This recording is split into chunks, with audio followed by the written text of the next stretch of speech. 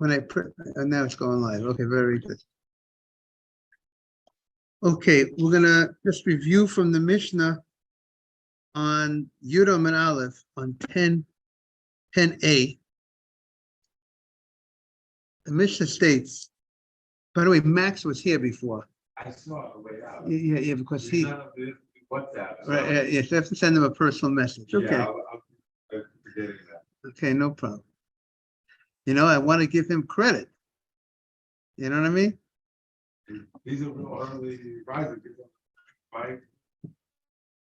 But I want to give him credit that he deleted WhatsApp because he didn't want, I presume, too many distractions. It was for the right reason, that's for sure. And that's why he got rid of it. Yes. Okay. So the Mishnah, we're talking about the Succah over here. The Mishnah says the following: Haris aleha sadin. The Mishnah is going to explain that a sheet, sometimes if you hang a sheet by the Succah, it will invalidate the Sukkah. And we're going to give a scenario the Gemara is going to explain when it would invalidate and when it won't invalidate. The Mishnah opens up where it will invalidate. Piris aleha sadin. If you spread on top of the Succah, you spread a sheet, and the purpose why you spread the sheet was you wanted to protect from the sun. O tachteha, or you spread the sheet, you place the sheet underneath the Succah, b'bnei hanesha, or b'nei haneshar. You don't want the leaves to fall, or the splinters to fall from the branches onto your table while you're eating. So you spread a sheet to catch those leaves. So the Mishnah says, what's the halacha in that case? Or it's no good. Oh, sheperis agabe kinuf.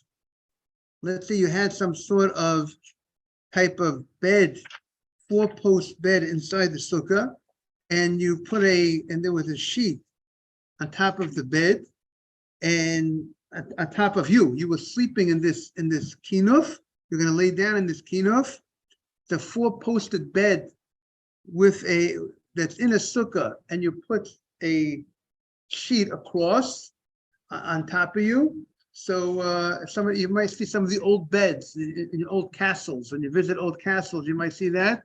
That is a problem because you're not sleeping under the Succah. You're sleeping under the cover of this bed, and that's also it's not kosher Succah, and it's another tent. You're sleeping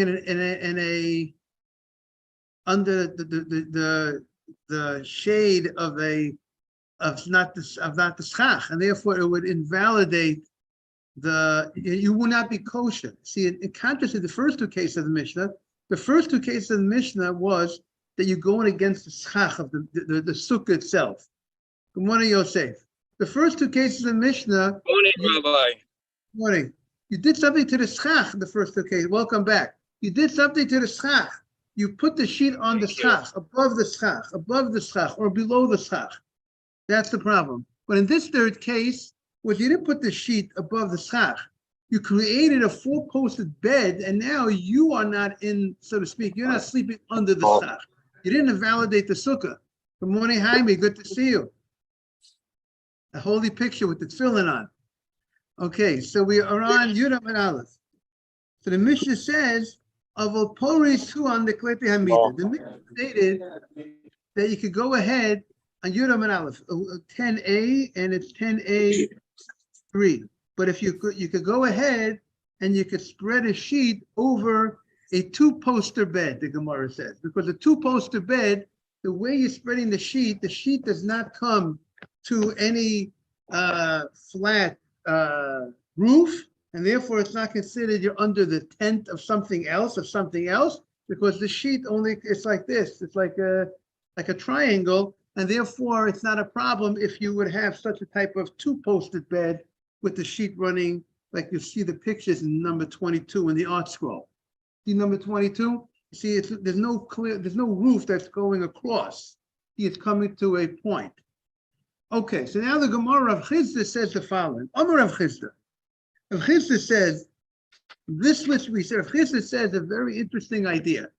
The Mishnah stated that if you spread a sheet on top of the sukkah to protect from the sun, or underneath the schach to protect from the fallen leaves, the Mishnah says it's not a good thing, because you are spreading something which is invalid schach, because a sheet is not kosher for schach. You can't use a sheet as schach because a sheet is makabel tumah.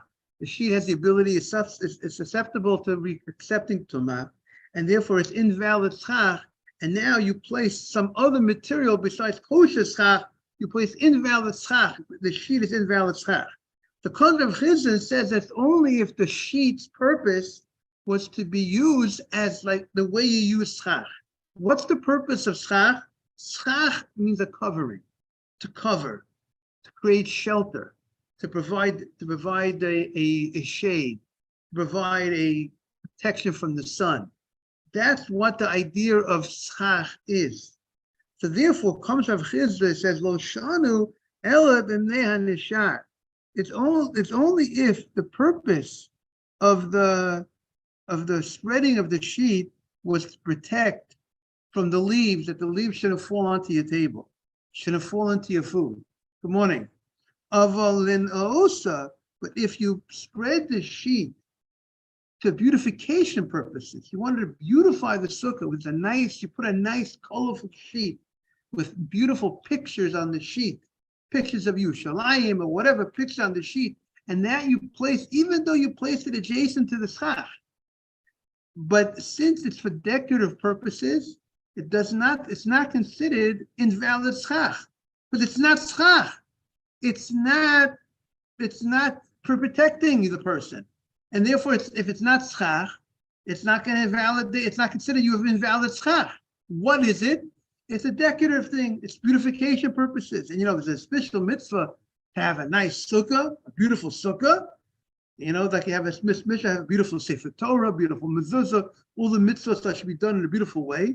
That's part of the idea of having nice sukkah, of having beautiful decorations, decorate a sukkah. So he says if you did it for the decorative purposes, kshera, that the sukkah is kosher. It does not ruin the sukkah. We're going to see more in the halacha, as long as this decoration is within 4 tefachim of the schach, meaning it only if it's within a certain amount of closeness to the schach, it's not more than 4 tefachim from the schach, do we consider it like bottle, like it becomes part or it's negated by the schach. We don't look at it as a separate entity, and therefore it would invalidate it of some sort that you're living under the decorations. As long as the decorations are within 4 tefachim, which is maybe within 14, 15 inches of the schach, we say it's fine. It's not invalid schach, and it's secondary to the schach, and you would be able to sleep and live in that sukkah under such decorations. So the Gemara shoots back, Pshita. Isn't it obvious? The Mishnah stated that the reason why you are placing this sheet, that the Mishnah stated that it would invalidate the sukkah, is if you're placing the sheet because you want to catch the leaves.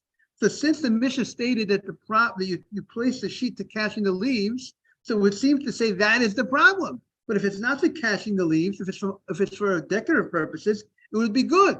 So the Gemara is asking, why do we need Rav Chisda to teach us this law? Rav Chisda comes along, and he comes to the Beit Midrash, and he tells us that this law that the Mishnah states, that if you place a sheet on the ceiling on top of the sukkah, or below the sukkah, or below the schach, the Mishnah stated it's invalid. And he comes along and he says that's only if you place the sheet to catch the leaves. But if you place the sheet for decorative purposes, it is good. It is good. That's what he's coming to teach us. The Gemara says it seems to be obvious. We don't need him to tell us that. Everybody could see that because the Mishnah was very clear The Mishnah stated the problem is, the Mishnah stated you placed the sheet to catch the leaves, which would seem to indicate, right, if you didn't do it for the catch the leaves or some other purpose, it would be good. And because if it wouldn't be good, so the Mishnah should have said the bigger chiddush, that even if you place the sheet for some other purpose which is not to be used as schach, it's still no good. Tell us the bigger chiddush. So the fact that the Mishnah stated specifically the case of using the sheet as protective purposes would seem to indicate the only problem is if the sheet is used like schach. But if it's used for decorative purposes, it will not invalidate the sukkah. So the Gemara says, no.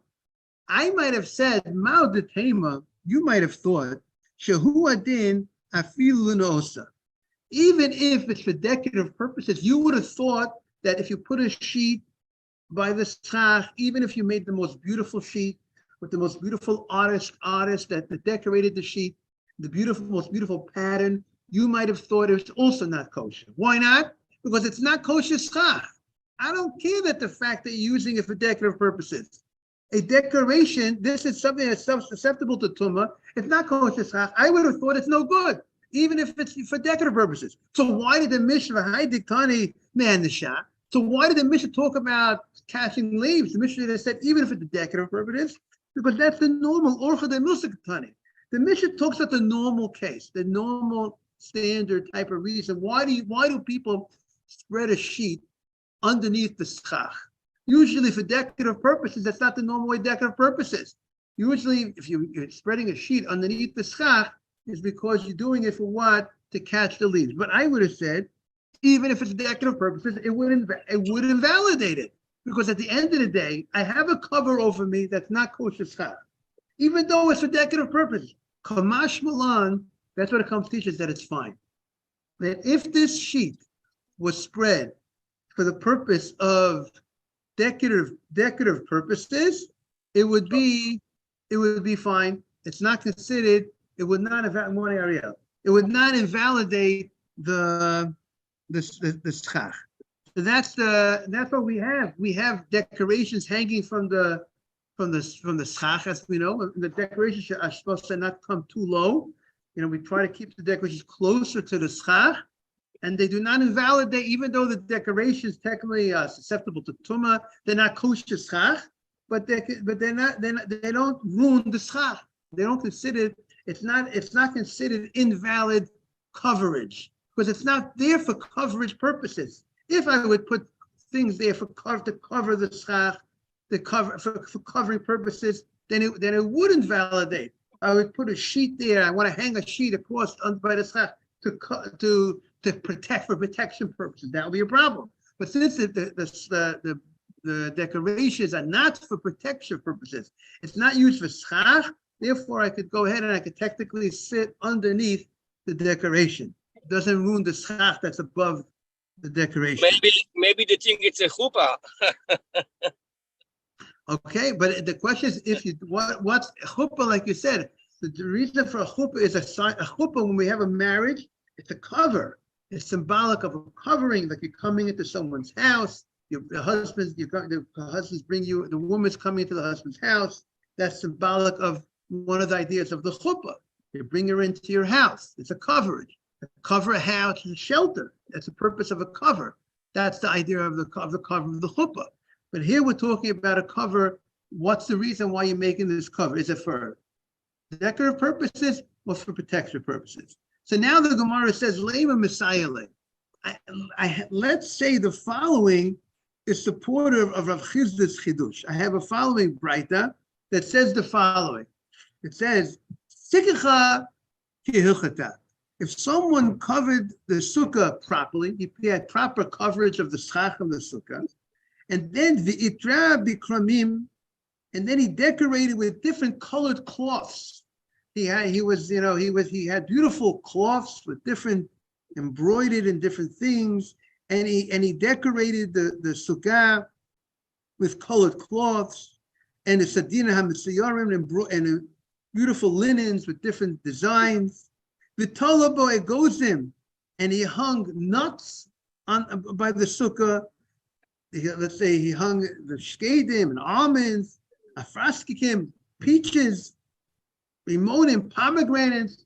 He decorated the sukkah with all different types of fruits, all different types of colorful linens, parchile, anovim. He decorated the sukkah with clusters of grapes, or atara shel shibolin, or things of wheat. Yenos, and he had little glasses of wine, little bottles of wine. Shemanim, he decorated the sukkah with little bottles of wine. See, people have good creativity, right? You think the people back then, they have beautiful creativity, how to beautify a sukkah with bottles of wine, and shemanim, bottles of oil, salatos, or he'll have, let's say, a glass filled with flour, fine flour, beautiful stuff, beautiful colors. All the different examples. That's a good question. Why all these different examples I give? I want to just say that certain decorations. Okay, it's a good point.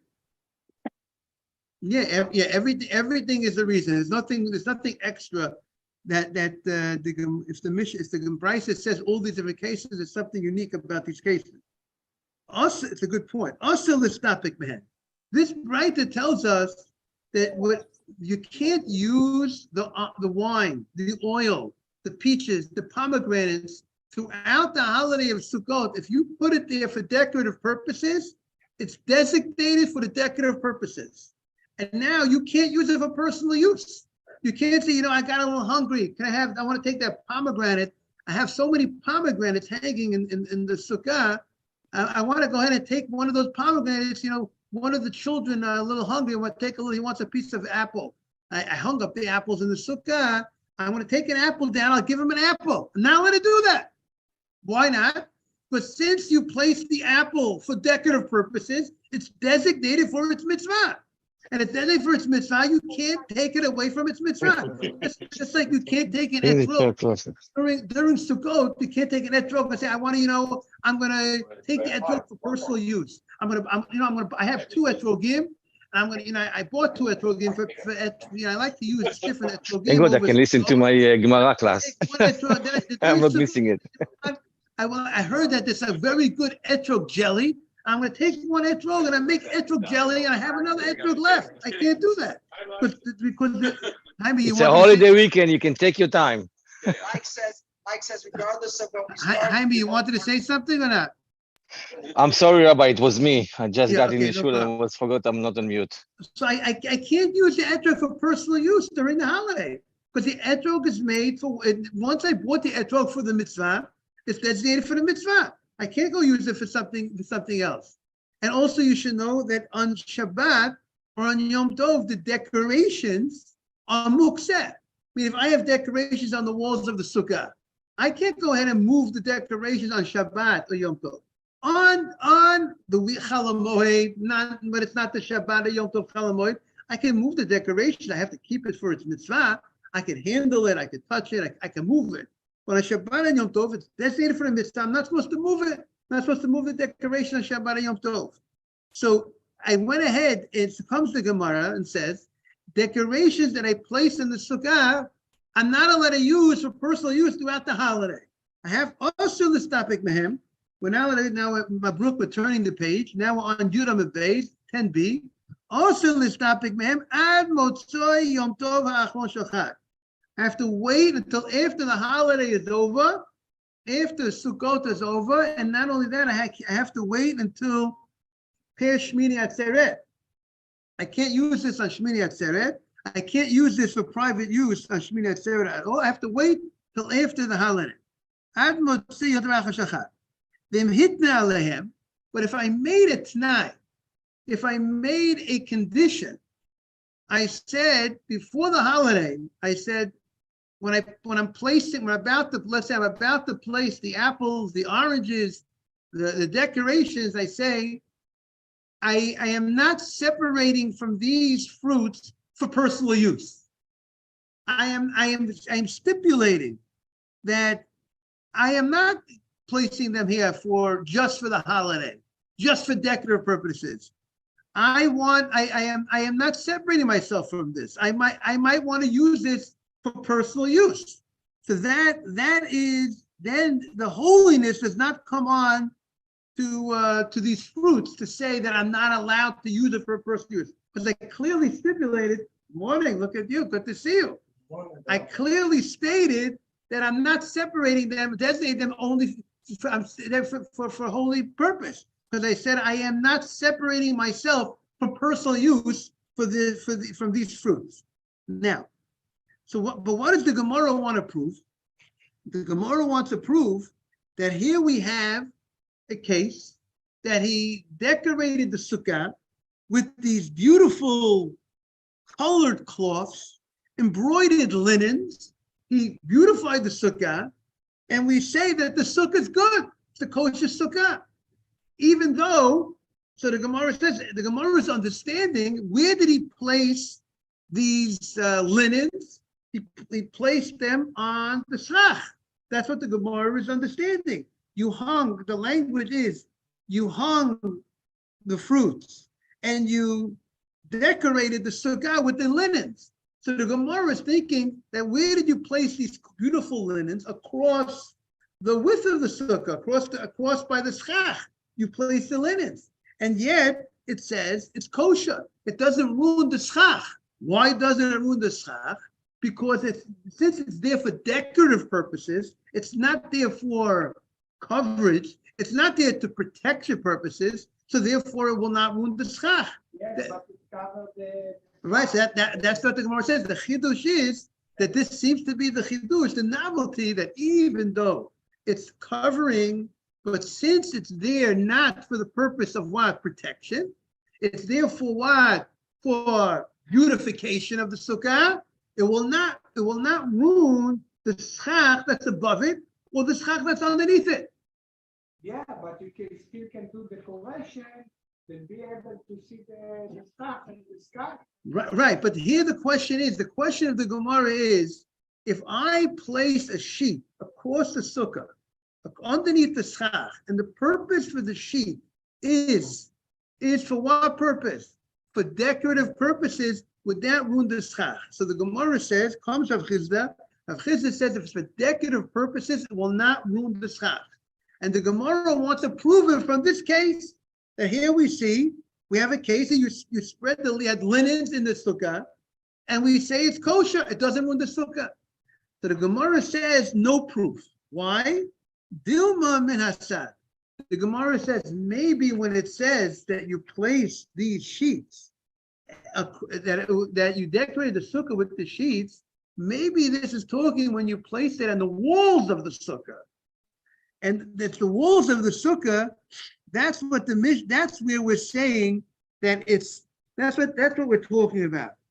And meaning to say, this Braita is telling us the following chidush. The Braita is only interested in teaching us that if you place things for beautification of the sukkah, if you're not allowed to use it for personal use, unless you made a stipulation beforehand that you're not separating from it for personal use. But the case of the Braita, as Mr. Haber would always talk about the case, law and reason, the case of the Braita is maybe perhaps only talking when you put the decorations on the walls of the sukkah. You don't see from this case that you actually put the decorations on the ceiling of the sukkah, along the schach of the sukkah. Maybe these sheets, you hear that, Adam? Maybe these sheets were placed on the walls of the sukkah. And if it's placed on the walls of the sukkah, it has nothing to do with our question. Our question was, can you run a sheet that's for decorative purposes across the sukkah, underneath the schach? That's our question, our Gemara. Rav Chizda says, I'm allowed to. And the Gemara wants to prove Rav Chizda's point, wants to bring support from the Braita. So the Gemara says, no proof from the Braita, because it's not clear from the Braita that the Braita is talking about a case where the sheets were underneath the schach. Maybe the case of the Braita was, where was the sheets? On the wall. So there's no proof to the case when the sheet is directly underneath the schach. That's what the Gemara wants to say. because it's a very important point. We need to know, can I put a decorative, beautiful sheet, gorgeous, as a decoration underneath the schach?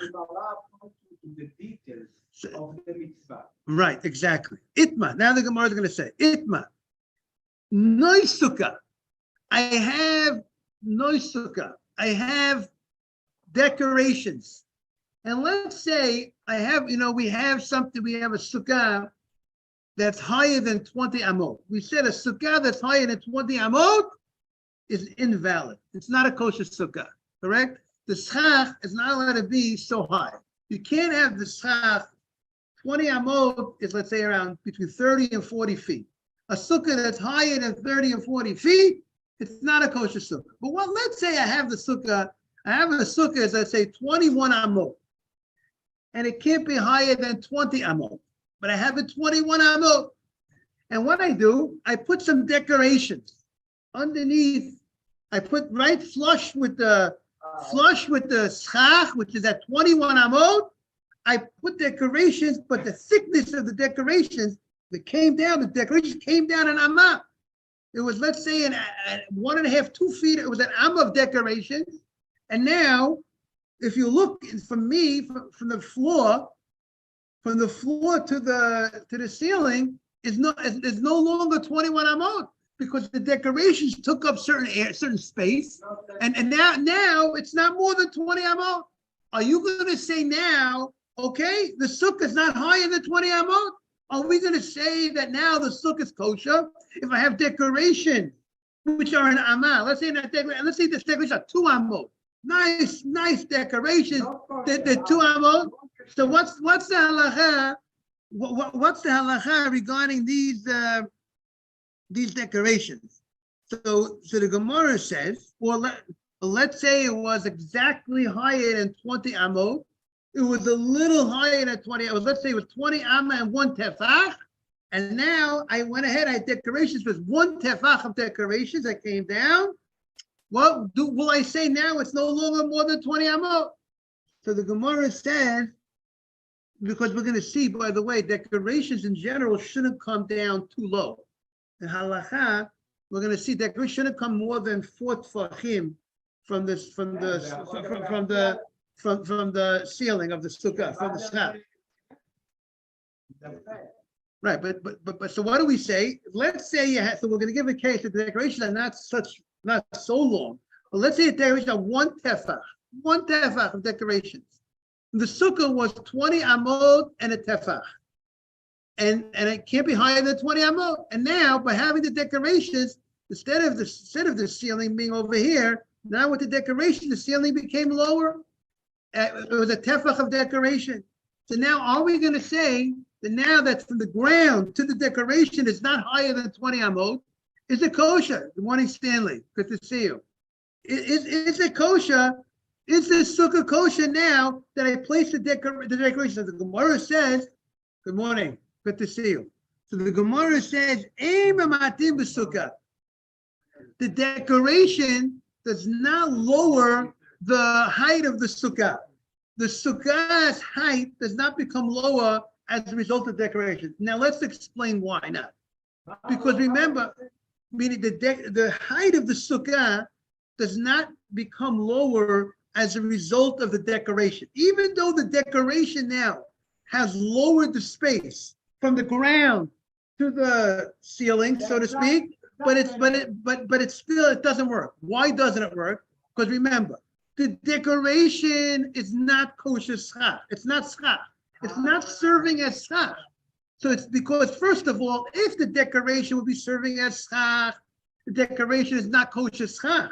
Decoration is something that could receive tumah, cannot be something that has the ability to receive contamination, cannot be kosher schach. So decoration is not kosher schach. So now what am I left with? My original schach remains where it is. My original schach is higher than 20 amot. And since the decoration is not schach, so I have, the end of the day is what's called the sukkah. A sukkah is my schach is called a sukkah. If from the ground to my schach is higher than 20 amot, it's invalid sukkah. Because remember, we said in the Gemara different reasons why the schach has to be within 20, not higher than 20 amos. Either you should see the schach or other things. Your idea is you have to be within the schach of a sukkah of 20 amot. And here the decorations are, the schach is still higher than 20 amot. The fact that the decorations make the ceiling lower than 20 amot, it's no longer higher than 20 amot, but from the ground to the schach, it's still more than 20 amot, and therefore it's no good. Yes. If the schach is 21 amot, or let's say 20 amot in a tefach, and then I place decorations underneath the schach, and now from the ground to that decoration is not higher than 20 amot, but still no good. What does that mean? That means like this. There's certain things, if let's say you have a utensil, or let's say bamboo as is not something, it was not furnished into a utensil. A bamboo is a raw product that doesn't have the qualities, the ability to receive contamination. If you take bamboo and you build something, if you go ahead and you make a whole box, a container that you can use, you cut the bamboo into pieces and you make a whole wooden receptacle, then it can receive contamination. At that point, it can receive contamination. But if you have something that's a flat little piece of a bamboo stick, that's not susceptible to tumah. So therefore, a bamboo stick is something, the laws for schach has to be something that grows from the ground and not yet susceptible to tumah. You didn't make, and it's not able to be except tumah. If you create a big thing out of the bamboo sticks, and you create a whole thing, if you attach it together, if you'll do certain things in a way that will make it into some sort of container, that would make a bamboo stick susceptible to tumah. But decorations have a purpose. It's something that's decorative. So let's say you put sheets. You put a few sheets that are beautiful sheets. A sheet is makabel tumah. It has the ability it's a usable item. It's something that covers people. It's susceptible to tumah. There's certain things that could become contaminated, and there's certain things that don't have the ability, they're too raw to become contaminated. For instance, you take a utensil, an earthenware utensil, and you break it into pieces.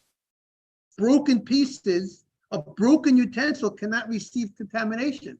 Something that's not broken, something that's a utensil that's not broken, then it has a use. It can receive contamination. There's certain things that have the ability to become contaminated, and certain things that don't have the ability to become contaminated. So the decorations here that we're talking, decorations that are used for beautification purposes, are things that have the ability, the fact that they're decorations, they have use, they use like the items that are generally will have susceptible to tumah. So that's what the Gemara says. So the nois sukkah, this stuff that you use in the decorations cannot lower the height of the sukkah. Now it's interesting that Rashi is of the opinion it works both ways. It will not make a sukkah kosher by lowering the height of the sukkah because you have these decorations, because at the end of the day, the schach is higher than the proper height. But also, let's say you have a sukkah that's exactly 10 tefachim high, right? What is the minimum height of a sukkah? We said there's a max on the height, can't be higher than 20 amot. That's the max. And the lower can't be lower than 10 tefachim. 10 tefachim is between 30-something inches, about 30-something inches.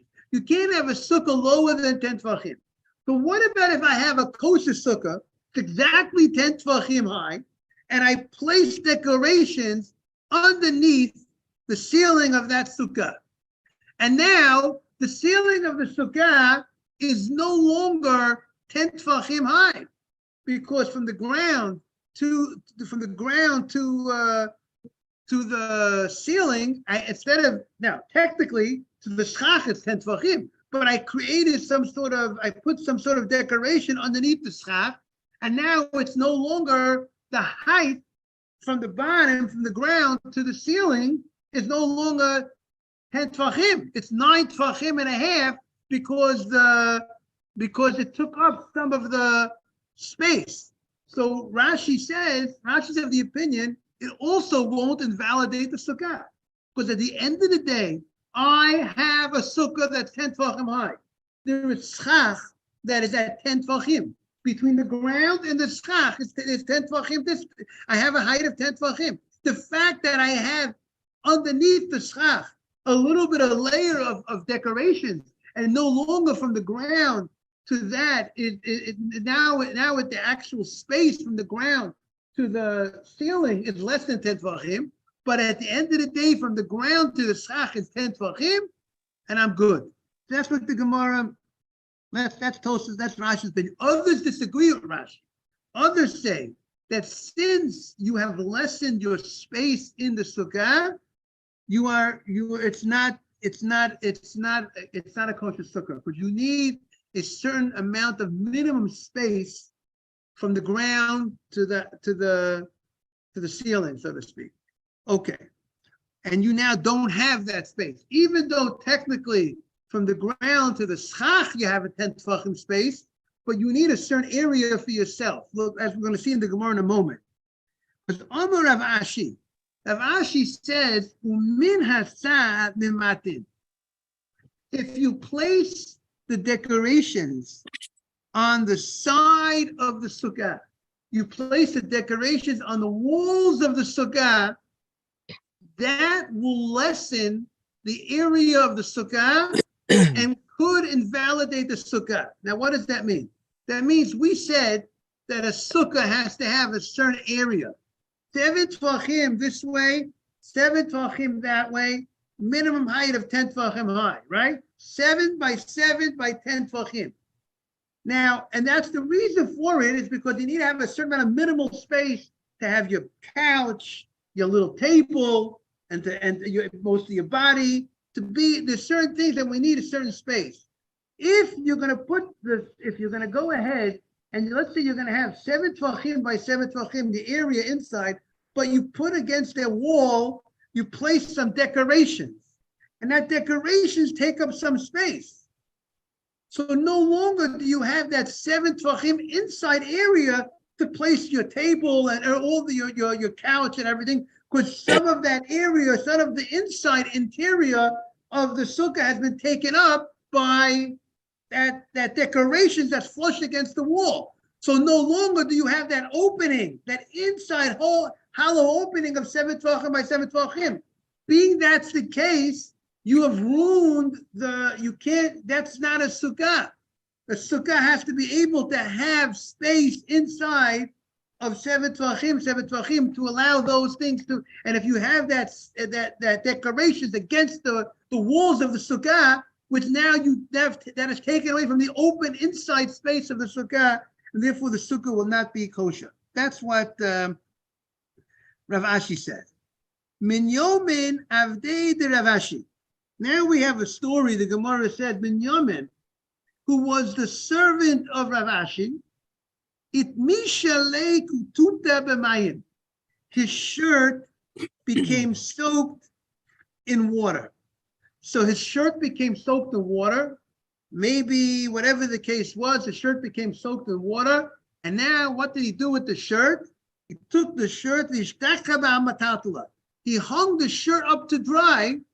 He put it over the sukkah. He put the shirt over the sukkah, on top of the schach of the sukkah to dry. Now remember, the shirt is not kosher schach. It's invalid coverage. It's something that has ability susceptible to contamination. But he didn't put it there for covering the sukkah. If he put the shirt there because he wants to cover the sukkah, he wants to block the sunlight, that's a problem. But he puts the shirt there just to dry out. Not for similar to Gemara is learning, just like decorative purposes. When you put some decoration, it's not for schach, it's not for coverage. It won't invalidate the schach. So too, if I put the shirt there just in the morning, just to dry out, it shouldn't invalidate. It shouldn't be a problem. But the Gemara says the rabbi told him remove the shirt. The rabbi says, "Amalei Rav Ashi dalye." Remove your shirt. The lolem re kamasach b'dav makabel kotuma. People will not know. People will think that you are covering the sukkah, that you're allowed to cover a sukkah with something which receives contamination. We know, basic law of schach, you can't use something that has the ability to receive contamination. And if they see you covering the sukkah, you're using a cover of a shirt, people are going to make a mistake and they're going to think that you're allowed to cover a sukkah with something of materials that has the ability of receiving tumah, and therefore he tells them to remove it. We'll continue tomorrow. Great to see everybody. Thank you, Jaime, Rabbi. great to see you again, and everybody again. And I want to wish everyone a beautiful day. We're back tomorrow at 6:45. That's our regular time. We'd love for you to join if you're available. The minyan is going to be starting right now upstairs. Have a great day, everybody. Thank you, Rabbi. Welcome. All the best. Take care, Yosef Tzaddik. Look at you with the tefillin and the talit. Angelic. You look angelic, Yosef. All right, take care. Take care. Bye-bye. Good morning. Yeah.